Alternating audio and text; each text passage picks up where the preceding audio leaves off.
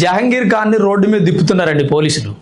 దండం పెడుతూ చెవులు పట్టుకొని గుంజిళ్ళు తీస్తున్నాడు. తప్పైందండి క్షమించండి అని. అసలు ఈ జహంగీర్ ఖాన్ ఎవరంటే ఫాల్తా నియోజకవర్గం మాజీ ఎమ్మెల్యే. మనం జరిగిన ఎలక్షన్స్ లో బీజేపీ పార్టీకి ఓటేయొద్దంటూ బీజేపీ పార్టీ గుర్తు మీద అంటే సింబల్ మీద స్టిక్కర్ అంటించాడు. అంతకుముందు అజయ్ పాల్ శర్మ ఎన్నికల పరిస్థితిని సమీక్షించడానికి అక్కడికి వచ్చినటువంటి ఐపీఎస్ ఆఫీసర్. ఈయన ఆల్రెడీ 100 ఎన్కౌంటర్లు చేశాడని చెప్పి ఆయన హిస్టరీ చూస్తే మనకు తెలుస్తుంది. అతన్ని కూడా బెదిరించాడు పుష్ప స్టైల్లో. నువ్వు అజయ్ పాల్ శర్మ అయితే నేను పుష్ప అని. అంటే బెదిరించడానికి ధైర్యం ఏంటంటే మరలా మా దీదీనే గెలిస్తే నాకేం సమస్య లేదు, అజయ్ పాల్ శర్మ లాంటి వాళ్ళు 100 మంది వచ్చినా నన్ను ఏం చేయలేరు అనే ధైర్యంతో అలా రెచ్చిపోయాడు జహంగీర్ ఖాన్. ఎలక్షన్ కోసం తెచ్చిన డబ్బు, ప్రజల దగ్గర దోచుకున్న డబ్బు, అలానే ఎన్నికల్లో జరిగిన అవకతవకలు, వీటన్నిటికీ సంబంధించి పోలీసులు ఇతన్ని అరెస్ట్ చేయడం జరిగింది. అయితే ఈ డబ్బు అంతా ఎక్కడ పెట్టాడు అని తెలియడం కోసం ఇతన్ని ఫాల్తా నియోజకవర్గంలో తిప్పుతున్నారు. సగం ఫ్యాంటే ఉంది అతనికి. నేపాల్ సరిహద్దుల్లో ఇతను అదుపులోకి తీసుకున్నారు పోలీసులు. అయితే ఇతను చేసిన అరాచకాలు అన్ని ఇన్ని కాదండి. అభిషేక్ బెనర్జీ అండ చూసుకొని అందమైన అమ్మాయి కనపడితే అత్యాచారం, సైట్ కనపడితే కబ్జా, ఎదురు తిరిగితే హత్య, దౌర్జన్యం, దాడి, వీళ్ళు చేసిన అరాచకాలు సినిమాల్లో తప్ప బయట చూడలేము. బయట చూడాలంటే బెంగాల్లో టీఎంసీ పార్టీ అధికారంలో ఉన్నప్పుడు చూడొచ్చు. కానీ బయట ప్రపంచానికి ఈ పెద్దగా తెలియలేదు. ఎందుకంటే బెంగాల్లో మీడియా ఎందుకో బయటికి రానివ్వలేదు. ఒకవేళ ఏదైనా 1-2 వచ్చినా వాళ్ళని కూడా అన్యాయంగా రాజకీయంగా చంపేసి, బెంగాల్లో ప్రశ్నించిన జర్నలిస్టులు, ఏదైనా వాళ్ళ గురించి వీడియో చేసిన వ్యక్తుల్ని కామ్గా హతమార్చేవారు. ఈ ఒక 5 years 10 years బ్యాక్ వీడియోస్ మీరు యూట్యూబ్లో చూస్తే తెలుస్తుంది, లేదా మీరు రీసెర్చ్ చేస్తే తెలుస్తుంది బెంగాల్లో జరిగిన అరాచకాలు. ఎందుకు రాబాయి ఏం సాధిస్తావు? బ్రతికున్నంతకాలం ఇలాంటి దరిద్ర పనులు చేసి చచ్చిపోయిన తర్వాత నువ్వు అక్కడ బావాల్సినడు. ఉన్నంతకాలం మంచిగా బతికితే బాగుండు కదా. ఈ రోజు అదేదో సినిమాలో చూశానండి, రాజశేఖర సినిమా అనుకుంటా. సినిమాలో ఏ పొలిటీషియన్ రోడ్డు మీద లాక్కెళ్ళినా ఆ సినిమానే గుర్తొస్తుంది. ఎందుకంటే ఆ సినిమా అంత పెద్ద హిట్.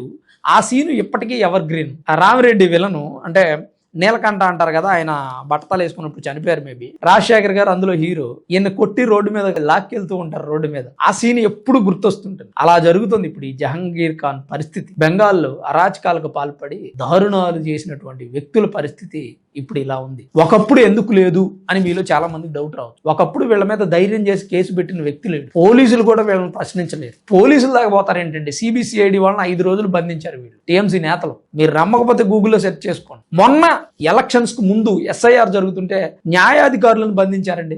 సుప్రీంకోర్టుకి పంపించినటువంటి న్యాయాధికారులు, సుప్రీంకోర్టు జడ్జి వీడియో కాల్లో లైన్లో ఉండి అక్కడ సముదాయించిన తర్వాత 9 గంటలు వాళ్ళని బంధించి ఆ తర్వాత వదిలేశారు. బెంగాల్లో టీఎంసీ కార్యకర్తలు నేతలు చేసిన అరాచకాలు ఇవన్నీ దీదీ కనుసైగల్లో జరిగినాయి. ఈ రోజు దీదీ పరిస్థితి ఏమైంది? ఎప్పుడూ కూడా అధికారం ఒకరి సొంతం కాదు. ఇవాళ ఉన్నట్టు రేపు ఉంటది అని అనుకోవద్దు దయచేసి. ఏ వ్యక్తి అయినా సరే, ఊరి ప్రెసిడెంట్ దగ్గర నుంచి దేశ ప్రధాని అయినా సరే, ప్రజల ఆలోచనలు, ప్రజాస్వామ్యం, రాజ్యాంగాన్ని బట్టి నడుచుకోవాలి తప్ప మీరు ఇష్టారీతిగా మీ ఇష్టం వచ్చినట్టుగా అరాచకాలు సృష్టిస్తామంటే చూస్తూ ఊరుకోరు ప్రజలు.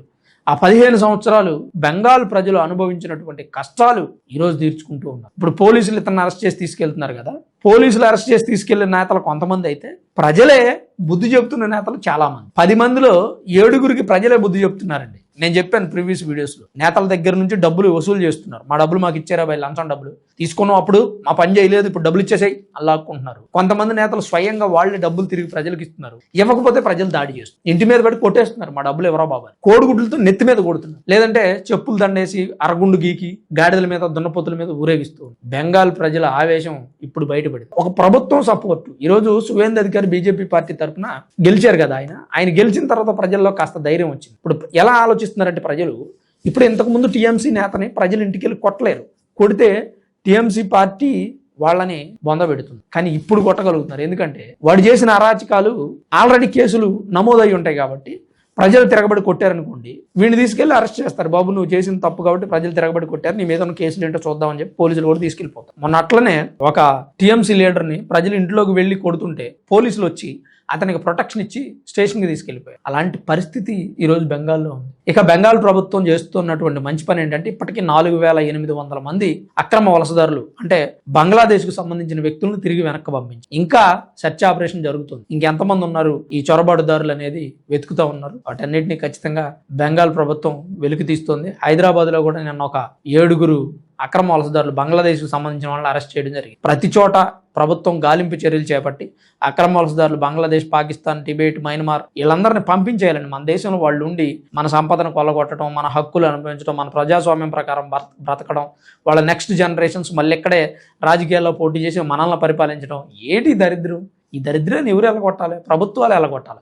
ప్రభుత్వాలు కేంద్రానికి సహాయం చేస్తే కేంద్ర ప్రభుత్వం వీళ్ళని ఎల్లగొట్టే పనిలో పడుతుంది అనేది నా అభిప్రాయం. మరి జహంగీర్ ఖాన్కి మంచి శాస్తి చేసింది అక్కడ పోలీసు వ్యవస్థ. మరి దీని మీద మీ అభిప్రాయం ఏంటి? మీరేమనుకుంటున్నారనేది తప్పకుండా కామెంట్ రూపంలో రాయండి. దయచేసి వీడియో లైక్ చేయండి. చివరి వరకు వీడియో చూసిన మీ అందరికీ పేరు పేరున ప్రత్యేకించి ధన్యవాదాలు.